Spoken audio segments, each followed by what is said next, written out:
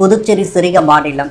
ஆகவே இங்கு அதிகமானோர் செவிலியர்களாக படித்து முடித்து வெளிமாநிலம் வெளிநாடுகளில் பணிகளை மேற்கொள்ளும் வகையில் ஏற்பாடுகள் செய்யப்பட்டு வருவதாக முதலமைச்சர் ரங்கசாமி தெரிவித்துள்ளார். புதுச்சேரி கதிர்காமம் இந்திரா காந்தி மருத்துவக் கல்லூரி மற்றும் ஆராய்ச்சி மையத்தில் அரசு செவிலியர் கல்லூரி மற்றும் இந்திய மனநல சிகிச்சை செவிலியர் அமைப்பு நடத்தும் 1ஆம் ஆண்டு தேசிய கருத்தரங்கில் சிறப்பு விருந்தினராக முதலமைச்சர் ரங்கசாமி கலந்து கொண்டு குத்துவிளக்கேற்றி கருத்தரங்கை துவக்கி வைத்தார். இந்த நிகழ்ச்சியில் சட்டப்பேரவைத் தலைவர் செல்வம், சட்டமன்ற உறுப்பினர் ரமேஷ் மற்றும் இந்திய செவிலியர் குழு தலைவர் திலீப் குமார், சுகாதாரத்துறை இயக்குநர் ரவிச்சந்திரன் உள்ளிட்டோர் கலந்து கொண்டனர். இன்றிலிருந்து 3 நாட்கள் நடைபெறும் இந்த கருத்தரங்கில் 21 மாநிலங்களிலிருந்து செவிலிய மாணவர்கள் கலந்து கொண்டு ஆராய்ச்சி கட்டுரைகளை வெளியிட்டனர். தொடர்ந்து நிகழ்ச்சியில் பேசிய முதலமைச்சர் ரங்கசாமி, புதுவை மாநிலத்தில் மக்கள் தொகை அடிப்படையில் பார்த்தால் செவிலியர் கல்லூரிகள் அதிகமாகவே உள்ளது. ஏழை குழந்தைகள் மருத்துவ கல்வியை பெறும் வாய்ப்பை அரசு ஏற்படுத்தி இருப்பதுடன் அவர்களுக்கான வேலை வாய்ப்புகளையும் ஏற்படுத்தி வருகிறது. மேலும் அரசு மருத்துவமனைகளில் காலி பணியிடங்களை நிரப்ப நடவடிக்கை எடுக்கப்பட்டு வருகிறது. தற்பொழுது சிறப்பு மருத்துவ சிகிச்சை அதிகமாகி வருகிறது. ஆகவே அதற்கு ஏற்ப செவிலியர் கல்வியில் மேற்படிப்புகளை புதுச்சேரியில் அறிமுகப்படுத்தி சிறப்பு சிகிச்சைக்கு ஏற்ப பயிற்சிகள் அளிக்கவும் அரசு நடவடிக்கை எடுத்து வருவதாகவும், புதுச்சேரி சிறிய மாநிலம். ஆகவே இங்கு அதிகமானோர் செவிலியர்களாக படித்து முடித்து வெளி மாநிலம் வெளிநாடுகளில் பணிகளை மேற்கொள்ளும் வகையில் ஏற்பாடுகள் செய்யப்பட்டு வருவதாக தெரிவித்துள்ளார். புதுச்சேரி வந்த மத்திய இணையமைச்சர் எல் முருகன் துணைநிலை ஆளுநர் முதலமைச்சரை மரியாதை நிமித்தமாக சந்தித்தார். புதுச்சேரிக்கு இன்று பல்வேறு நிகழ்ச்சிகளில் கலந்து கொள்ள வருகை புரிந்த மத்திய இணையமைச்சர் எல் முருகன் ஆளுநர் மாளிகையில் துணைநிலை ஆளுநர் கைலாஷ்நாதனை மரியாதை நிமித்தமாக சந்தித்து பேசினார். அதைத் தொடர்ந்து சட்டப்பேரவைக்கு வருகை புரிந்த மத்திய இணையமைச்சர் எல் முருகன் முதலமைச்சர் ரங்கசாமியை மரியாதை நிமித்தமாக சந்தித்து பொன்னாடை போற்றி பூங்கொத்து கொடுத்து வாழ்த்துக்களை தெரிவித்தார். இந்த நிகழ்ச்சியில் பொழுது சபாநாயகர் செல்வம், பாஜக தலைவர் செல்வ கணபதி, MP, அமைச்சர்கள், சட்டமன்ற உறுப்பினர்கள் உடனிருந்தனர். புதுச்சேரிக்கு எந்த நிதி நெருக்கடியும் இல்லை, தேவையான நிதியை மத்திய அரசு வழங்கியுள்ளது என மத்திய இணையமைச்சர் எல் முருகன் தெரிவித்துள்ளார். புதுச்சேரியில் உள்ள தனியார் உணவகத்தில் செய்தியாளர்களை சந்தித்த மத்திய இணையமைச்சர் எல் முருகன், டெல்லியில் வரலாற்று சிறப்புமிக்க வெற்றியை பாஜக பெற்றுள்ளது. கடந்த 10 ஆண்டுகளில் இங்கிலாந்தை பின்தள்ளி வளர்ந்து வரும் பொருளாதார நாடுகள் வரிசையில் இந்தியா 5வது நாடாக உள்ளது. 2027இல் 3வது நாடாக முன்னேறும். அடுத்த 25 ஆண்டு வளர்ச்சிக்கான மிகச்சிறந்த பட்ஜெட் தாக்கல் செய்யப்பட்டுள்ளது. 3432 கோடி புதுச்சேரிக்கு ஒதுக்கப்பட்டுள்ளது. 1450 கோடி ஜிப்மருக்கு ஒதுக்கப்பட்டுள்ளது. 186 கோடி புதுச்சேரியின் குடிநீர் தேவைக்காக ஒதுக்கீடு செய்யப்பட்டுள்ளது. புதுவை, காரைக்கால், மாஹே ரயில்வே நிலையங்களை மேம்படுத்த நடவடிக்கை மேற்கொள்ளப்பட்டுள்ளது. வளர்ச்சியடைந்த பாரதம் என்ற நோக்கத்தோடு இந்த பட்ஜெட் போடப்பட்டுள்ளது. இந்தியாவை முன்னேறிய நாடாக இந்த பட்ஜெட் கொண்டு செல்லும். பட்ஜெட்டில் அறிக்கப்பட்டுள்ள திட்டம் அனைத்து மாநிலங்களுக்கான திட்டம். தேவையான பட்ஜெட் புதுச்சேரிக்கு கொடுக்கப்பட்டுள்ளது. புதுச்சேரிக்கு எந்த நிதி நெருக்கடியும் இல்லை. தேவையான நிதியை மத்திய அரசு வழங்கியுள்ளது என்று தெரிவித்துள்ளார். இந்த சந்திப்பின் பொழுது பாஜக மாநில பொறுப்பாளர் சுரானா, மாநில தலைவர் செல்வ கணபதி, MP, அமைச்சர் நமச்சிவாயம் ஆகியோர் உடனிருந்தனர். புதுச்சேரி நகர செங்குந்தர் இளைஞர் நல சங்கத்தின் 29ஆம் ஆண்டு கல்வி விருது வழங்கும் விழாவில் முன்னாள் சபாநாயகர் VP சிவக்கொழுந்தவிற்கு வாழ்நாள் சாதனையாளர் விருது வழங்கப்பட்டது. புதுவை நகர செங்குந்தர் இளைஞர் நல சங்கத்தின் 29ஆம் ஆண்டு கல்வி விருது வழங்கும் விழா மறைமலையடிகள் சாலையில் உள்ள ஹோட்டல் கிரீன் பேலஸில் நடைபெற்றது. விழாவிற்கு சங்கத்தின் தலைவர் பாண்டியன் தலைமை தாங்கி வரவேற்புரை நிகழ்த்தினார். பாண்டிச்சேரி செங்குந்தர் மரபின நலச்சங்கத்தின் தலைவர் முருகையன், புதுவை நகர செங்குந்தர் இளைஞர் நல சங்கத்தின் கௌரவ தலைவர் ஸ்ரீனிவாசன், சென்ற முறை தலைவர் முரளிதரன் ஆகியோர் விழாவிற்கு முன்னிலை வகித்தனர். இவ்விழாவில் முன்னாள் சபாநாயகரும் புதுச்சேரி செங்குந்த மகாஜன சங்கத்தின் தலைவருமான சப்தகிரி VP சிவக்கொழுந்து மற்றும் புதுச்சேரி மகளிர் ஆணையத்தின் முன்னாள் தலைவர், புதுச்சேரி மனித உரிமை கழகத்தின் முன்னாள் உறுப்பினர் ராணிராஜன் பாபு ஆகியோருக்கு வாழ்நாள் சாதனையாளர் விருது லயன்ஸ் முருகனால் வழங்கப்பட்டது. அதன்பின் கடந்த ஆண்டு 10 மற்றும் 12ஆம் வகுப்பில் தேர்ச்சி பெற்ற மாணவ மாணவிகளுக்கு பொதுப்பணித்துறை அமைச்சர் லட்சுமி நாராயணன் வாழ்த்துரை வழங்கி சான்றிதழ் பரிசுகளை வழங்கினார். விழாவில் ஸ்ரீ ராமானுஜர் இன்டலெக்சுவல் சர்வீஸ் நிறுவன தேவி பிரியா மாணவ மாணவிகளுக்கு எதிர்காலத்தில் வெளிநாடுகளில் மேல் படிப்புக்கான வாய்ப்பு மற்றும் வேலை வாய்ப்பு குறித்து கல்வி வழிகாட்டு நிகழ்ச்சியை நடத்தி மாணவர்களின் சந்தேகங்களுக்கு விளக்கமளித்தார். கடந்த போகி பண்டிகை அன்று புதுவை நகர செங்குந்தர் இளைஞர் நல சங்கத்தின் சார்பாக பெண்களுக்கான கோலப் போட்டி நடத்தப்பட்டது.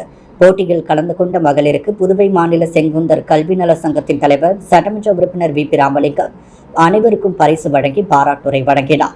முன்னதாக இச்சங்கம் கடந்து வந்த பாதையை பொதுச் செயலாளர் கோபிநாத் வாசிக்க நிகழ்ச்சி முழுவதையும் துணைத் தலைவர் காமராஜ் தொகுத்து வழங்கினார். விழாவில் மாணவ மாணவிகளை புதுச்சேரி செங்குந்தம் மகாஜன சங்கத்தின் பொதுச் செயலாளர் ராஜா கண்ணு, பொதுச் செயலாளர் கண்ணன், துணைத் தலைவர் கிருஷ்ணசாமி, பொருளாளர் சங்கரநாராயணன், இணை செயலாளர் சுப்பிரமணியன் மற்றும் ஸ்ரீகாந்த் ஆகியோர் வாழ்த்துரை வழங்கினர்.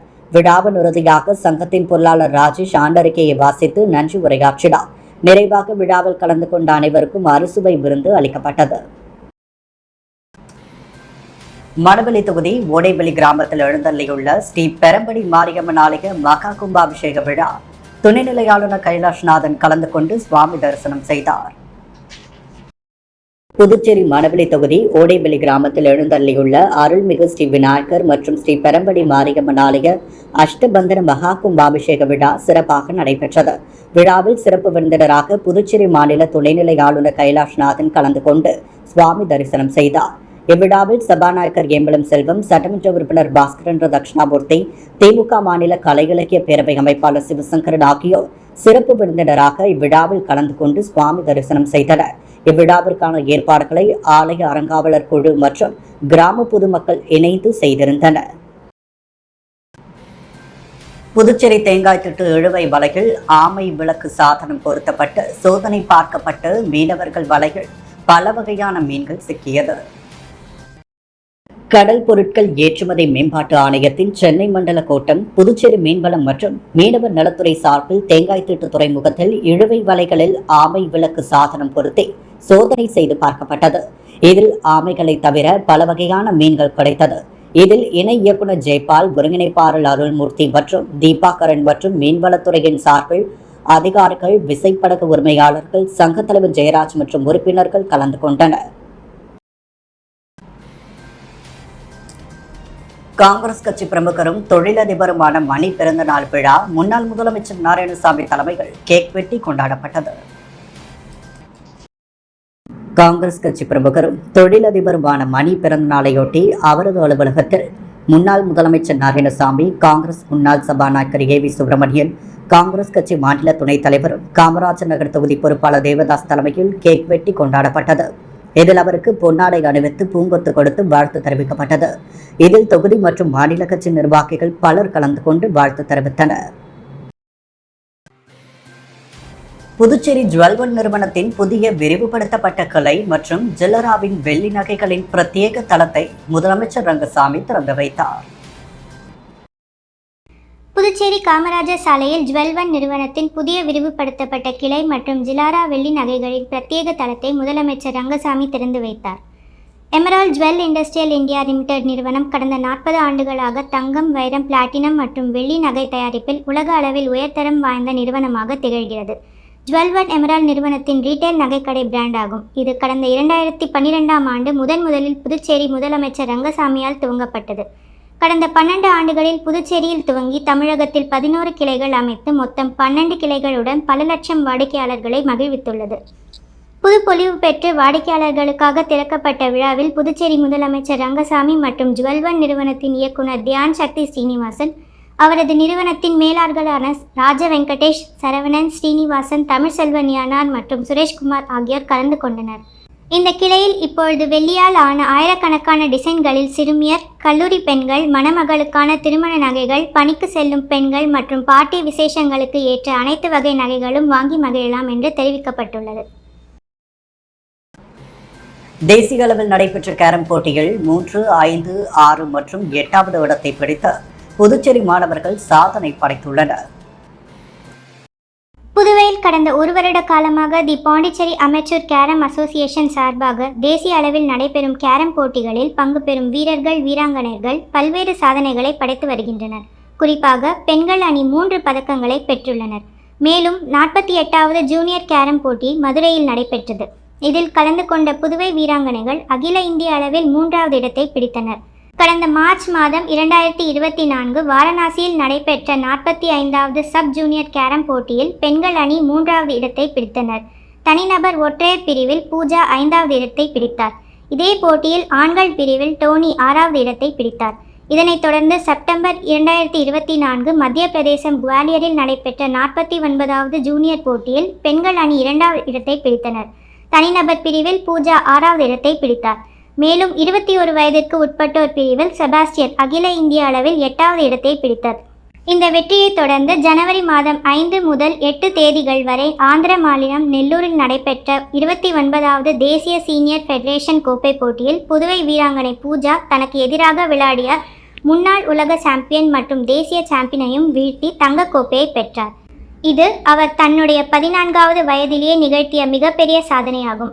இத்தகவலை தி பாண்டிச்சேரி அமெச்சூர் கேரம் அசோசியேஷன் சங்க தலைவர் ஜெகஜோதி, சங்க செயலாளர் ஞான இருதயராஜ் தெரிவித்துள்ளனர். மேலும் கேரம் விளையாட்டில் ஆர்வமுள்ள மாணவ மாணவியர்கள் தங்களது பெயரினை சங்கத்தில் பதிவு செய்து கொள்ளலாம் என தெரிவிக்கப்பட்டுள்ளது. முதலியார்பேட்டை ராமலிங்க சுவாமி மடத்தில் நடைபெற்ற இலவச பொது மருத்துவ முகாமில் 500க்கும் மேற்பட்ட ஆண்கள் மற்றும் பெண்கள் மருத்துவ ஆலோசனை பெற்றனர். புதுச்சேரி முதலியார்பேட்டை ராமலிங்க சுவாமி மடத்தில் 76ஆம் ஆண்டு தைப்பூச ஜோதி தரிசன விழாவை முன்னிட்டு பொதுமக்களுக்கான இலவச பொது மருத்துவ முகாம் காலை 9 மணிக்கு தொடங்கி மதியம் 1 மணி வரை நடைபெற்றது. இந்த மருத்துவ முகாமிற்கு ராமகிருஷ்ண கவுண்டர் தலைமை தாங்கினார். வீரபத்ரன், வெற்றி செல்வம், மாதவன், பெரியசாமி ஆகியோர் முன்னிலை வகித்தனர். மருத்துவ முகாமை கடலூர் தமிழ் சங்க தலைவர் குழந்தை வேலனார் மற்றும் மடத்தின் அறங்காவலர் கோபி என்கிற கோபாலகிருஷ்ணன் ஆகியோர் தொடங்கி வைத்தனர். முகாமில் மருத்துவர்கள் வினோத், நித்யா ஆகியோர் கலந்து கொண்டு மருத்துவ ஆலோசனைகளை வழங்கினர். இந்த மருத்துவ முகாமில் பொதுநல மருத்துவம், குழந்தைகள் நலம், சிறுநீரக கற்கள், சர்க்கரை நோய், தோல் நோய் ஆகியவைகளுக்கான ஆலோசனைகள் வழங்கப்பட்டது.